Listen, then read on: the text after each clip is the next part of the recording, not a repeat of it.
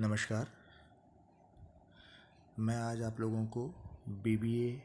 Fourth semester का second unit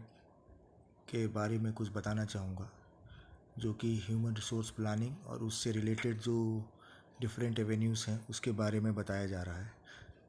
मेरी request है, थोड़ा ध्यान से सुनेंगे। अगर कोई प्रॉब्लम आती है तो आप बाद में पूछ सकते हैं। ह्यूमन रिसोर्स प्लानिंग, जैसे कि नाम से समझ में आ रहा है, it is understood as a process of forecasting an organization's future demand for and supply of the right type of people in the right number. Human resource planning एक ऐसा प्रोसेस है जिसमें कि हम सही समय पर सही लोगों को सही पोर्टफोलियो के साथ सही प्रोफाइलिटी के साथ रिक्रूट करते हैं। उनको हम फोरकास्ट करके उनको हम रिक्रूट करते हैं और उसके आधार पर हम अपनी प्लानिंग को मोबिलाइज़ करते हैं। इसीलिए बहुत ज़रूरी होता है कि ह्यूमन रिसोर्स प्लानिंग बहुत सिस्टमेटिक रूप में बने, क्योंकि अगर ह्यूमन रिसोर्स प्लानिंग गड़बड़ हो गई तो मान के चलिए कि किसी न किसी रूप से आपका पूरा मैन पावर मैनेजमेंट गड़बड़ हो जाएगा और वो एक टर्मोइल पे आ जाएगा जो आगे चलकर बहुत नुकसान करेगा। It can be a process by which a future perspective can be correlated with the present and the past virtues, so that a perfect manpower management can be established. And it is a notified fact that it can be called as a manpower planning, which is adjusted by the deployment and the employment process of systematic person with a systematic profile and with concern with the future level. अगर हम human resource planning की बात करें तो इस human resource planning में बहुत अलग अलग प्रकार के प्रोसेस होते हैं और उस प्रोसेस में हमको बहुत सारी चीज़ें देखनी पड़ती है। जैसे कि हमको ये एस्टिमेट करना पड़ता है कि जो पर्सन्स को हम रिक्रूट करने वाले हैं, जिनके बारे में हम प्लान करने वाले हैं, वो क्वालिफाइड हैं कि नहीं। ना केवल क्वालिफाइड, उनकी एक्टिविटीज़ जो उन्होंने प्रीवियस ऑर्गेनाइजेशंस में या अपने ही ऑर्गेनाइजेशंस में की हैं वो किस प्रकार की रही हैं और वो किस लेवल तक पहुंची हैं, जिससे कि हम सिस्टमेटाइज वे में उस काम को हम उनसे करवा सकें। और ये चीज़ बहुत ध्यान में रखना है कि फ्यूचर पर्सपेक्टिव के आधार पर ही ये काम किया जाएगा। Basically it is a process by which an organisation ensures that it has the right number and kind of people at a right place at a right time, capable of effectively and efficiently completing those tasks that will help the organization to achieve its overall objectives. Human resource planning बहुत इस बात को ध्यान में रखकर बनाई जाती है कि जो हम ऑब्जेक्टिव सेट किए हुए हैं इनिशियल लेवल पर, वो मैन पावर प्लानिंग से लेकर वो सिस्टमेटिक हो रहा है कि नहीं, उसमें ऑब्जेक्टिव्स किस लेवल पर हम फुलफ़िल कर पा रहे हैं। ना केवल फुलफ़िल कर पा रहे हैं, उससे जो फ्यूचर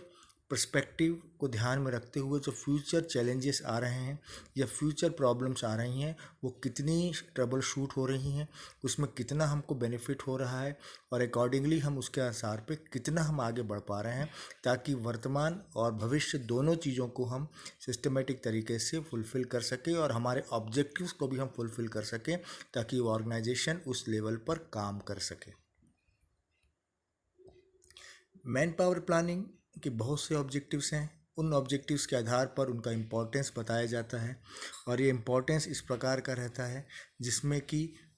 जो हम फ्यूचर नीड्स होती हैं ऑर्गेनाइजेशन की, उसको हम ध्यान में रखते हैं, जिसमें कि सरप्लस और डिफिशिएंसी इन स्टाफ स्ट्रेंथ। अगर किसी प्रकार की कोई सरप्लस हो रहा है या किसी प्रकार की कोई कमी हो रही है स्टाफ के स्ट्रेंथ में, वर्टिकली भी और हॉरिजॉन्टली भी, उन चीज़ों को ध्यान में रखकर हम फ्यूचर पर्सनल नीड्स को डिफाइन करते हैं। ना केवल ये, it makes a result in the anomaly of surplus labor with a lack of other executives. इसमें हम ना केवल लेबर सरप्लस लेबर की बात करते हैं, उनकी कितनी लेवल पर हम ऑब्जेक्टिव्स फुलफ़िल कर पा रहे हैं और उनसे एसोसिएटेड एग्जीक्यूटिव्स को हम किस प्रकार से डिप्लॉय कर पा रहे हैं, इस बारे में भी हम बात करते हैं। इसके अलावा जो कॉपिंग विथ चेंज होता है, it enables an enterprise to cope with change in competitive force, markets, technology, products and government और रेगुलेशंस। ये ना केवल इस पर्टिकुलर फ्यूचर पर्सपेक्टिव पे बात करता है, बल्कि ये हमको एनेबल करता है, ऑर्गेनाइजेशन को एनेबल करता है कि जो चेंजेस हो रहे हैं, जो कॉम्पिटिटिव फोर्स हमको मार्केट में मिल रही हैं with terms to the government regulations, जो रेगुलेटरी बॉडीज़ हैं, जो टेक्नोलॉजी हैं, जो प्रोडक्ट्स मैन्युफैक्चरिंग हो रही है, जो प्रोडक्ट डिमार्केशंस हो रहे हैं, उन सब चीज़ों को ध्यान में रखकर वो पर्टिकुलर चेंज को हमारी मैन पावर प्लानिंग या ह्यूमन रिसोर्स प्लानिंग फुलफ़िल कर रही है कि नहीं। इसके अलावा high talented high talented persons को हम क्रिएट करते हैं, जिसमें कि ऐसे लोग आते हैं जो कि पूरी तरह से हमारी ऑब्जेक्टिव्स को फुलफ़िल करते हैं। वो क्वालिफाइड होते हैं, ना केवल क्वालिफाइड होते हैं, उनकी पूरी की पूरी प्रोसेस जो होती है वो पूरे सिस्टमेटिक वे में आगे बढ़ती है और वो हमारे पूरे के पूरे हमारे ऑब्जेक्टिव्स को उनकी टैलेंट के बेसिस पर हम उनको फिक्स करते हैं, उनको प्रोफाइल सेट करते हैं, जिससे कि वो सिस्टमेटिक वे में काम कर सकें। इसके अलावा प्रोटेक्शन ऑफ वीकर सेक्शंस, जो SC ST कंडीशंस हैं, कैंडिडेट्स हैं, जो उनकी कंडीशंस होती हैं, जो फिज़िकली हैंडीकेप्ड कंडीशंस होती हैं, उन सब को ध्यान में रखकर, उनके जो चिल्ड्रंस होते हैं उनको ध्यान में रखकर, जो डिसेबल्ड और फिज़िकली ऑप्रेस्ड पर्सन्स हैं, बैकवर्ड क्लास के हैं, इन सब का जो जो राइट्स हैं, जो उनकी प्रॉफिट्स हैं, जो उनकी डिमांड्स हैं, उनका प्रोटेक्शन हो रहा है कि नहीं हो रहा है, इन सब बातों को ध्यान में रखकर ही आगे की प्रोस्पेक्टिव प्लानिंग हम करते हैं और अकॉर्डिंगली हम उसके आधार पर अपनी प्रोसेस को आगे बढ़ाते हैं।